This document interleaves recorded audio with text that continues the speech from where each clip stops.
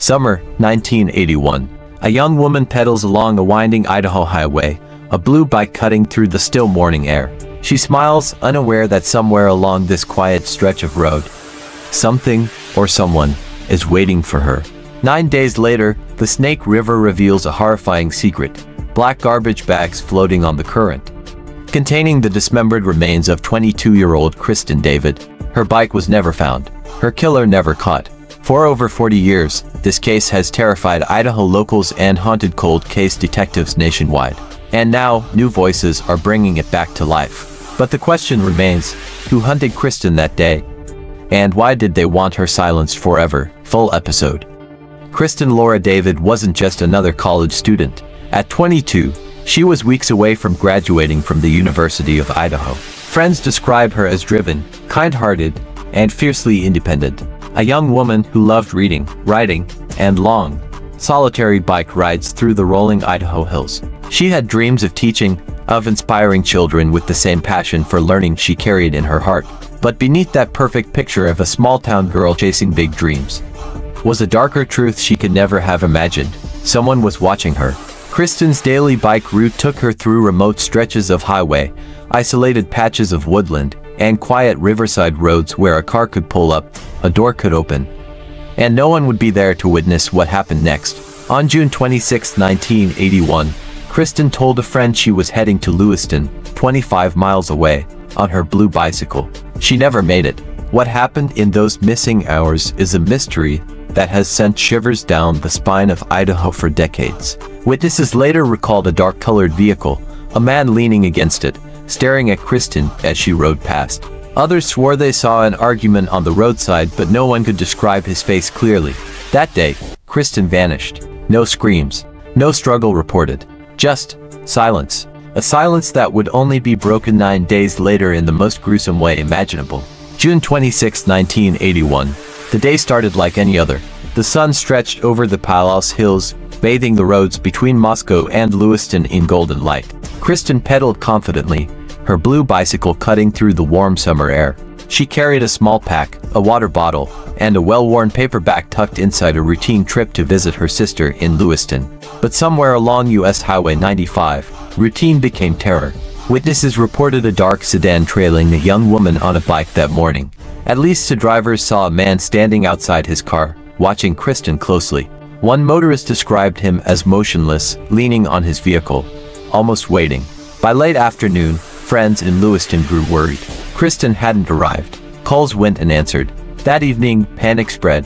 This wasn't like her. She was cautious, always letting people know her plans. Police were alerted and a search began immediately, focusing on the long, desolate stretch of highway she traveled.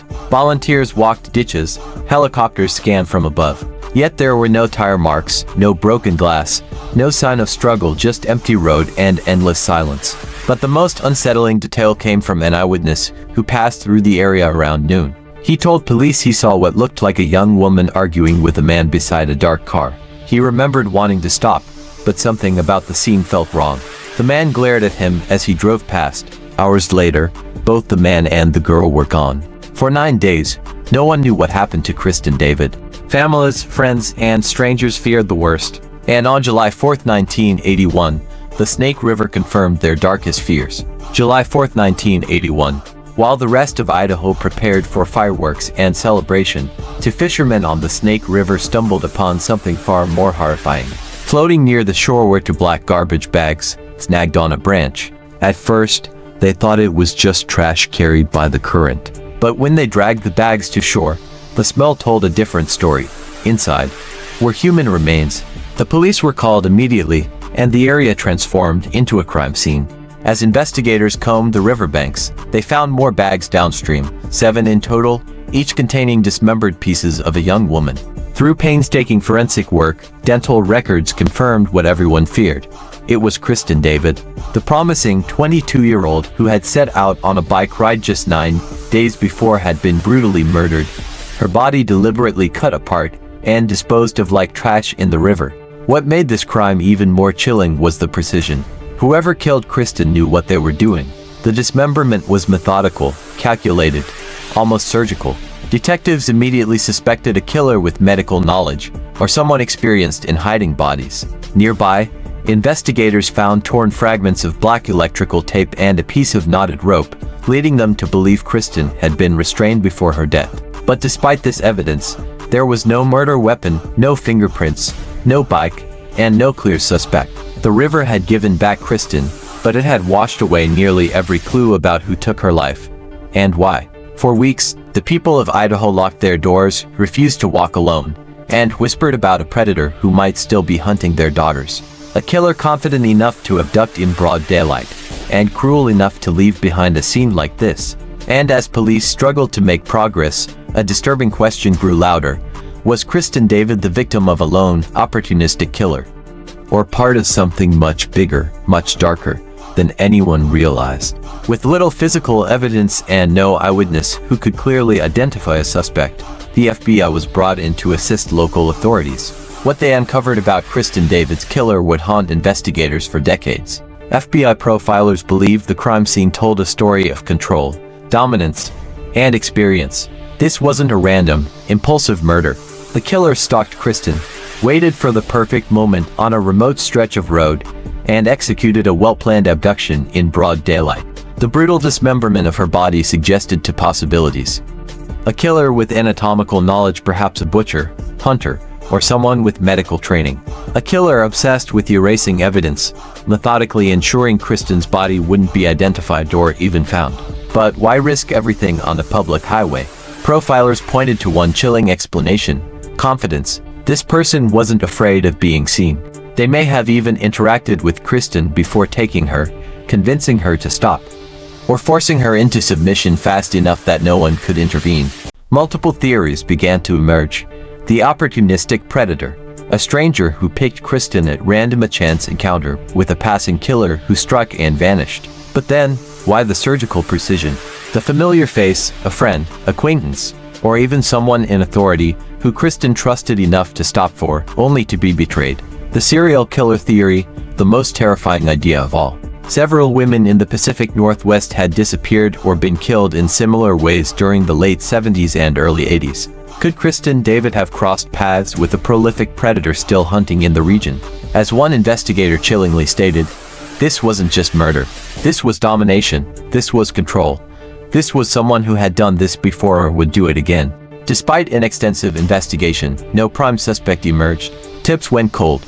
Rumors spread that a well-connected man, or even a law enforcement insider, might have been involved, explaining the lack of arrests. But without hard evidence, the case drifted into darkness. Kristin's family, devastated and desperate for answers, would spend the next 40 years trapped in a nightmare where justice seemed forever out of reach.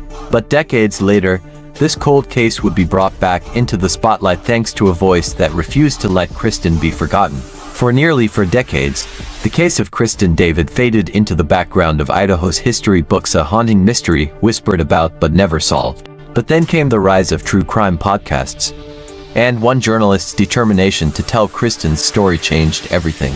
In 2019, a small investigative podcast began digging into Kristin's case. The host, a former crime reporter, refused to let the 22-year-old be just another forgotten victim. Over several gripping episodes, she reconstructed Kristin's final day, spoke to surviving family members, old witnesses, and even retired detectives who had worked the original investigation. The podcast painted a vivid, terrifying picture. A possible stalker who may have followed Kristin for days before the abduction. Conflicting police reports, with early tips allegedly ignored or buried. A potential connection to other missing women along the same highway in the early 1980s. Listeners across the US and UK were captivated and outraged. Thousands demanded authorities reopen the case. Old files were pulled from storage. DNA evidence once thought useless was re-examined with modern technology. But even more shocking were new witnesses who came forward, emboldened by the podcast's reach. One man claimed he saw a blue bicycle lying in the brush along the highway the day after Kristin vanished. But police never investigated his call. Another alleged that a local man, now deceased, had boasted about taking care of a girl on a bike around that time. Suddenly, a case long thought dead flickered with new life. The podcast didn't just tell Kristin's story, it reignited a hunt for truth, forcing law enforcement to face decades of unanswered questions. Yet, even with fresh attention, one terrifying reality remained. If Kristin's killer was still alive, he had walked free for over 40 years, watching, listening, blending into everyday life, as if nothing had ever happened. Before we close this case file, let's rewind and look at the chilling timeline of Kristin David's final days. June 26, 1981. Kristin leaves Moscow, Idaho, on her blue bicycle for a short, familiar ride to Lewiston. She never arrives. June 27, July 3. Police search highways, riversides, and rural areas. Witnesses report a dark sedan trailing a cyclist, and a man arguing with a young woman by the road. July 4th, fishermen discover multiple black garbage bags floating in the Snake River. Inside are the dismembered remains of Kristin David. No bike, no weapon, no suspect. 1981 to 2019. The case grows cold. Files gather dust. Whispers of police oversight, local men with dark pasts, and potential links to other disappearances circulate, but no arrests are made. 2019 present. A podcast reignites public interest, uncovering ignored leads and possible connections to a larger pattern of serial attacks across Idaho and Washington. The investigation is reopened, but the killer has never been caught. And that brings us to the three most chilling theories about what really happened to Kristin. 1. The highway predator theory.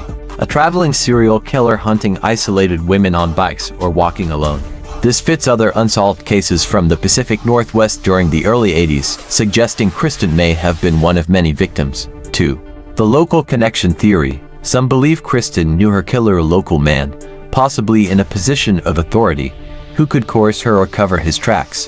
The precision of the crime points to someone comfortable in the area, confident he'd never be caught. 3. The hidden network theory. Dark whispers suggest a small, organized group involved in abductions along rural highways in Idaho and Washington during this era. Kristin's case could be the only one where a body was found, hinting at more victims who simply vanished. For decades later, the Snake River keeps its secrets. Someone out there knows what happened to Kristin David, and they've stayed silent for over 40 years. Kristin David's killer is still out there. Somewhere, someone has lived their life freely for over 40 years, while a family was left shattered, and a young woman's future stolen forever. Every year, the Snake River flows past the place where Kristin's remains were found. And every year, it whispers the same question. Who took Kristin David's life, and why have they never been brought to justice? Maybe the answer is closer than we think. If you believe this case deserves answers, hit subscribe, tap the bell icon, and help keep Kristin's story alive. Drop your theories in the comments below, because one day, the truth must surface.